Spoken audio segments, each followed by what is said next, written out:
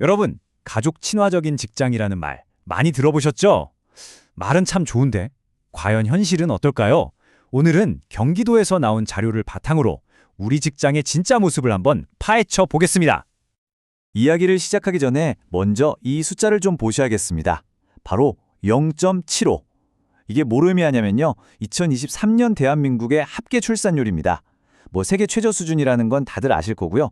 경기도 역시 0.79로 상황이 크게 다르지 않아요. 자, 이런 심각한 출산율 문제의 해결책으로 떠오른 것 중 하나가 바로 가족 친화 직장이라는 개념이에요.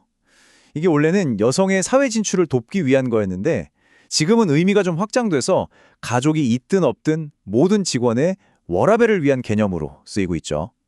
근데요, 이상은 그런데 과연 현실은 어떨까요? 그래서 경기도가 그 답을 찾으려고 정말 대대적인 조사를 했습니다. 결과요? 한마디로 격차가 어마어마했습니다. 연구진들이 무려 1000개가 넘는 공공기관이랑 민간 기업을 샅샅이 살펴본 건데요. 그냥 우리 회사에 이런 제도 있어요? 하고 물어본 게 아니라 그래서 직원들이 진짜로 쓸 수 있나요? 이걸 파고든 거죠. 자, 이제부터 숫자로 한번 현실을 들여다볼게요. 숫자는 거짓말 안 하잖아요. 이 데이터를 보시면 아마 깜짝 놀라실 거예요.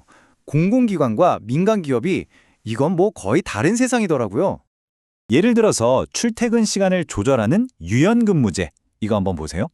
공공기관은 무려 81.2%가 도입을 했는데 민간 기업은 고작 17%입니다. 와, 정말 출발선부터가 완전 다르죠? 근데 진짜 심각한 건 육아휴직이에요. 여기서 격차가 확 벌어집니다.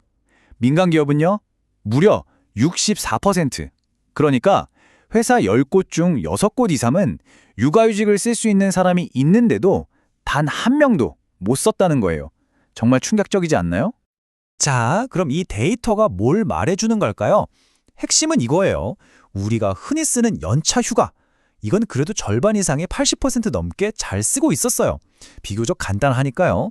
그런데 유연근무나 육아휴직처럼 회사가 대체 인력을 구해주거나 경영진이 적극적으로 나서줘야 하는 좀 더 복잡한 제도들 있잖아요. 이런 것들은 민간 기업에서는 거의 있으나 마나한 수준이라는 거죠. 자, 그럼 경기도는 이런 문제를 해결하려고 뭘 하고 있을까요? 가족 친화 일하기 좋은 기업이라고 해서 인증제도를 운영하고 있거든요.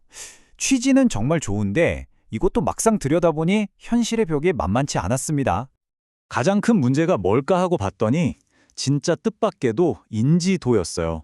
아니, 이런 제도가 있다는 사실 자체를 모르는 회사가 무려 78%나 됐다는 겁니다. 10곳 중에 거의 8곳은 이런 게 있는지도 몰랐다는 거죠. 그럼 아는 기업들은 신청을 많이 하냐? 그것도 아니었어요. 왜냐면 신청 서류 준비하고 하는 그 과정 자체가 너무 부담스럽다는 거예요. 그거 챙길 인력이 어딨냐는 거죠. 그런데 여기서 진짜 재미있는 반전이 하나 있어요.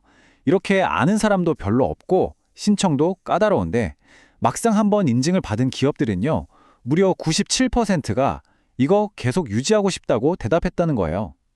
아니, 왜 그럴까요? 사실 인센티브라고 해봤자 인증 현판 걸어주고 지원금 좀 주고 컨설팅 해주고 홍보 도와주고 이런 것들이거든요. 어찌 보면 소소해 보일 수 있는데도 기업 입장에서는 우리는 좋은 기업이다 라는 자부심도 생기고 또 실질적인 도움도 되니까 그 가치를 확실히 느끼고 있다는 거죠.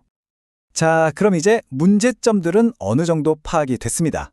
그럼 앞으로 어떻게 해야 할까요? 다행히 세미나에서 전문가들이 명확한 해결책, 일종의 로드맵을 제시했더라고요. 같이 한번 보시죠. 크게 4가지 방향을 이야기했는데요. 첫째, 회사 규모에 맞는 맞춤형 지원이 필요하다. 둘째, 이게 제일 중요할 수도 있는데 CEO들의 인식을 바꾸기 위한 교육이 꼭 필요하다. 셋째, 그냥 인증만 해줄 게 아니라 정말 혹할 만한 강력한 인센티브를 줘야 한다. 그리고 마지막으로 이 모든 걸 체계적으로 끌고 갈 전담 지원 센터를 만들자.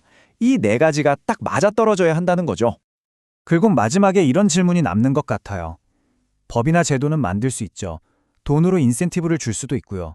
하지만 상사 눈치 안 보고 동료들한테 미안해하지 않고 내 권리를 당연하게 쓸 수 있는 그런 문화.